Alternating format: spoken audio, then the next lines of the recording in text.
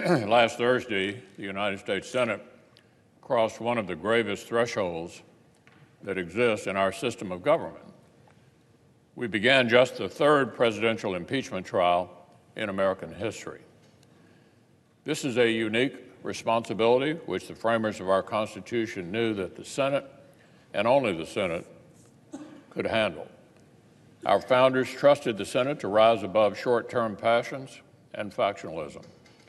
They trusted the Senate to soberly consider what has actually been proven and which outcome best serves the nation. That's a pretty high bar, Mr. President, and you might say that later today, this body will take our entrance exam. Today, we will consider and pass an organizing resolution that will structure the first phase of the trial. This initial step will offer an early signal to our country. Can the Senate still serve our founding purpose?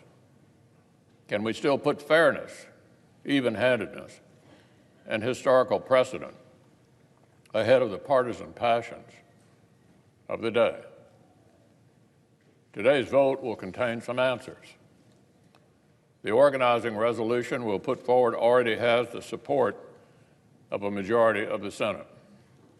That's because it sets up a structure that is fair, even-handed, and tracks closely with past precedents that were established unanimously. After pretrial business, the resolution establishes the four things that need to happen next. First, the Senate will hear an opening presentation from the House managers. Second, we will hear from the President's counsel. Third, senators will be able to seek further information by posing written questions to either side through the Chief Justice. And fourth, with all that information in hand, the Senate will consider whether we feel any additional evidence or witnesses are necessary to evaluate whether the House case has cleared or failed to clear the high bar of overcoming the presumption of innocence and undoing a democratic election. The Senate's fair process will draw a sharp contrast with the unfair and precedent-breaking inquiry that was carried on by the House of Representatives. The House broke with precedent by denying members of the Republican minority the same rights that Democrats had received when they were in the minority back in 1998. Here in the Senate, every single senator will have exactly the same rights and exactly the same ability to ask questions. The House broke with fairness by cutting President Trump's counsel out of their inquiry to an unprecedented degree. Here in the Senate, the President's lawyers will finally receive a level playing field with the House Democrats and will finally be able to present the President's case. Finally, some fairness. On every point, our straightforward resolution will bring the clarity and fairness that everyone deserves: the President of the United States, the House of Representatives, and the American people. This is the fair roadmap for our trial. We need it in place before we can move forward. So the Senate should prepare to remain in session today until we complete this resolution and adopt it. This basic four-part structure aligns with the first steps of the Clinton impeachment trial in 1999.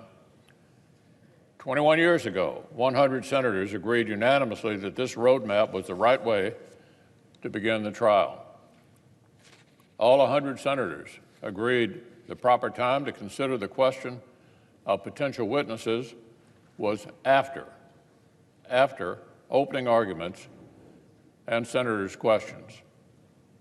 Now, some outside voices have been urging the Senate to break with precedent on this question.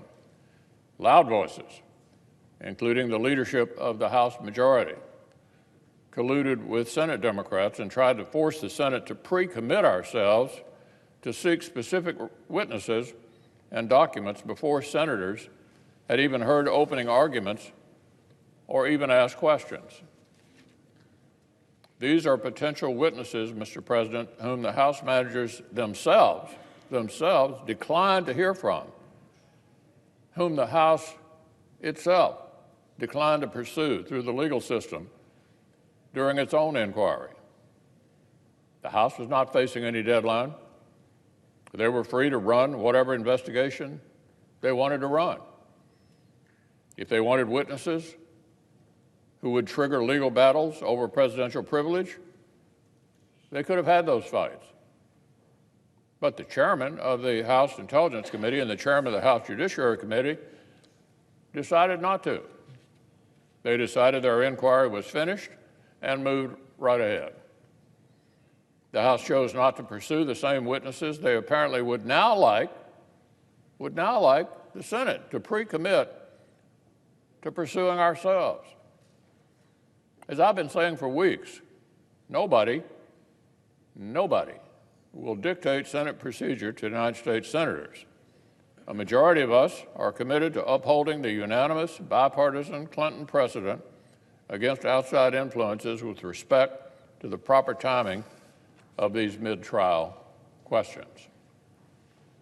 And so, if any amendments are brought forward to force premature decisions on mid-trial questions, I will move to table such amendments and protect our bipartisan precedent. If a senator moves to amend the resolution in order to subpoena specific witnesses or documents, I will move to table such motions because the Senate will decide those questions later in the trial, just like we did back in 1999. Now, Mr. President, today may present a curious situation. We may hear House managers themselves agitate for such amendments. We may hear a team of managers led by the House Intelligence and Judiciary Committee chairman argue that the Senate must pre-commit ourselves to reopen the very investigation they themselves oversaw and voluntarily shut down. It would be curious to hear these two House chairmen argue that the Senate must pre-commit ourselves to supplementing their own evidentiary record to enforcing subpoenas they refused to enforce, to supplementing a case they themselves have recently described as overwhelming, and beyond any reasonable doubt. So, Mr. President, these mid-trial questions could potentially take us even deeper into even more complex constitutional waters. For example, many senators, including me, have serious concerns about blurring the traditional role between the House and the Senate within the impeachment process. The Constitution divides the power to impeach from the power to try. The first belongs solely to the House, and with the power to impeach comes the responsibility to investigate. The Senate agreeing to pick up and carry on the House's inadequate investigation would set a new precedent that could incentivize frequent and hasty impeachments from future House majorities. It could dramatically change the separation of powers between the House and the Senate if the Senate agrees we will conduct both the investigation and the trial of an impeachment. What's more, some of the proposed new witnesses include executive branch officials whose communications with the President and with other executive branch officials lie at the very core of the President's constitutional privilege. Pursuing those witnesses could indefinitely delay the Senate trial and draw our body into a protracted and complex legal fight over presidential privilege. Such litigation could potentially have permanent repercussions for the separation of powers and the institution of the presidency that senators would need to consider very, very carefully. So, Mr. President, the Senate is not about to rush into these weighty questions without discussion and without deliberation. without even hearing opening arguments first. There were good reasons why 100 out of 100 senators agreed 2 decades ago to cross these bridges when we came to them. That is what we will do this time as well. Fair is fair. The process was good enough for President Clinton, and basic fairness dictates it ought to be good enough for this president as well. So, the eyes are on the Senate. The country is watching to see if we can rise to the occasion. 21 years ago, 100 senators, including a number of us who sit in the chamber today, did just that. The body approved a fair, common-sense process to guide the beginning of a presidential impeachment trial.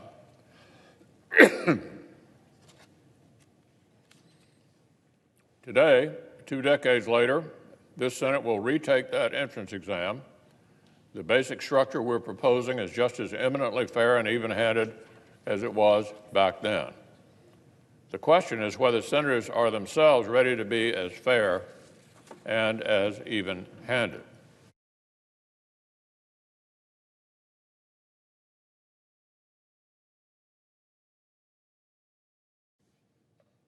The Senate made a statement 21 years ago.